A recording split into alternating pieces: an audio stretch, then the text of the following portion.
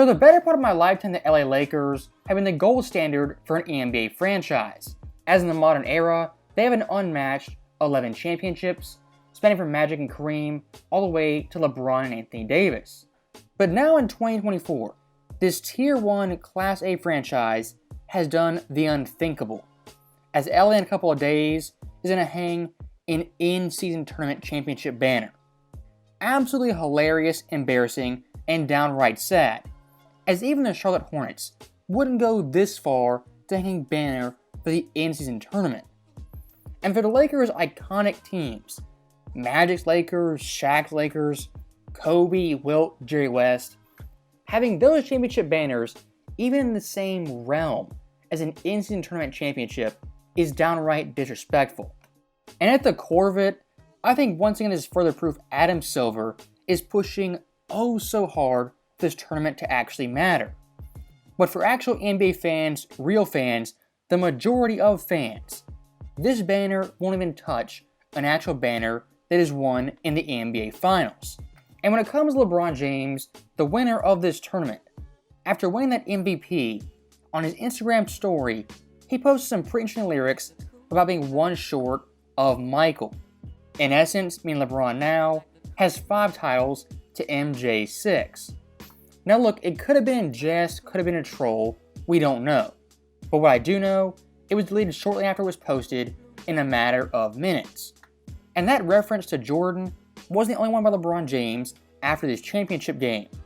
As for Austin Reeves, when he had the quote-unquote flu, LeBron once again evoked Jordan's name and Austin Reeves supposedly having a better flu game.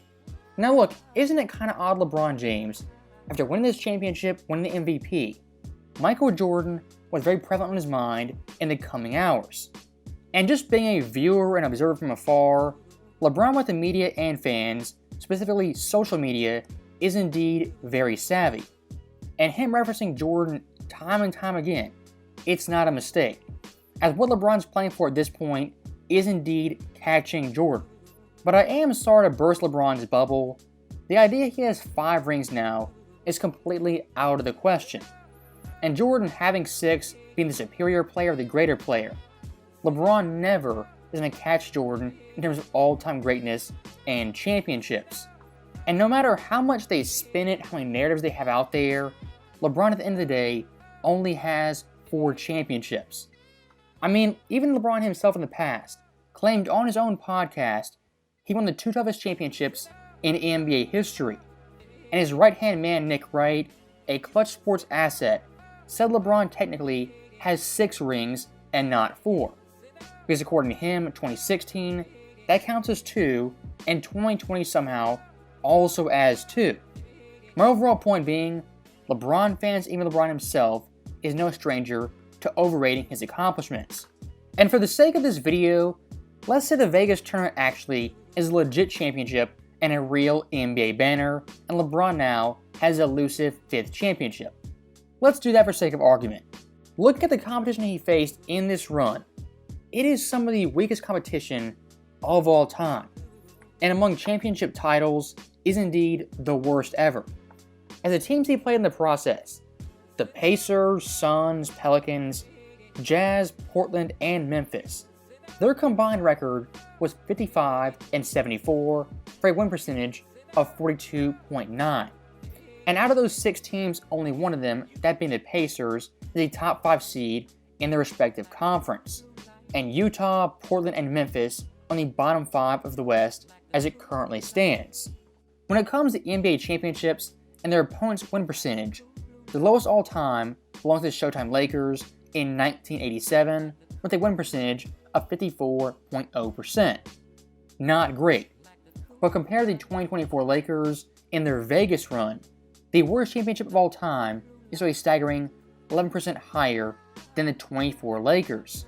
And going one step further, looking at the 2020 Lakers, their opponent's win percentage was 57.8%, the 5th lowest in the modern era, just behind LeBron's Heat from 2013. If you want to talk weakest championships, weakest titles of all time, LeBron's 2020 championship and his Vegas championship are 100% in that conversation. And for some contrast, look at the toughest championships ever for an entire run. LeBron, to his credit, actually has one run in the top 5, that being 2016 with the Cavaliers. And looking at that list, some all-time great teams, all-time great runs that lapped this year's Lakers team and squashed the 2020 bubble championship. If the Lakers actually go through this banner ceremony, it should be mocked till the end of time, as not only for them being a top-tier franchise, but really any team ever, the rafters should be reserved for NBA championships and retired jerseys. And playing dog-water teams, half those teams not in the playoffs, to hang a banner for that is pretty pathetic. I mean, Jordan's Bulls teams back in the day, them winning division titles, was more impressive than this Lakers team winning the Vegas championship. As for the Bulls division, they played Detroit, Cleveland, Indiana, even Atlanta, among other teams. And if we use Nick Wright's logic for LeBron actually having 6 championships instead of 4, let's do the same for MJ, because as you know, it's not a one-way street. I mean, look at the 91 Bulls. En route to their championship, only lost 2 games, one of the best runs of all time in terms of team dominance. Look at the 96 Bulls, 72-10, the second best record of all time. After the playoffs, winning staggering 85 games, the most ever, combined playoffs and regular season. And of course, the 98 Bulls. Jordan was 35, oldest team of all time, MVP, hit the shot, and closed the deal. According to Nick Wright's logic, that 98 title is worth at least 2 more championships. Of course, I am being hyperbolic, I'm mocking Nick Wright, but my overall point is pretty simple. When it comes to LeBron media, LeBron's puppets, even LeBron himself, there is no narrative they won't push to further their agenda of being better than Michael Jordan. I mean, Rich Paul, LeBron's right-hand man, one of his closest friends, said LeBron's better than Jordan because of social media and the pressure of that in comparison to Jordan. These people are certifiably insane, and believe me, will use any small achievement to push their narrative of LeBron being better than Jordan. And the last thing I do want to talk about is indeed Kevin Garnett, an NBA legend. As recently, he kind of let the cat out of the bag with the overall narrative for the NBA going forward.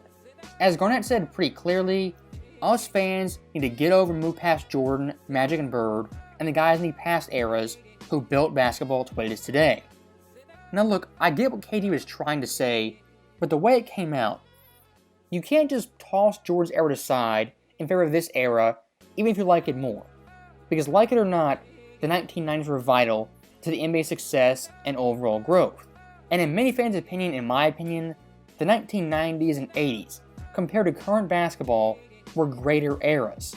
As like I said earlier, in Kobe's NBA, Jordan's NBA, they didn't need a Vegas tournament for players to take it seriously and not load manage or set out back-to-backs.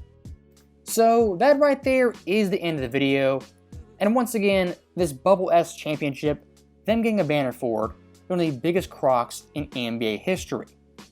As always, thank you guys for watching, hope you enjoyed it. I'll see you next time.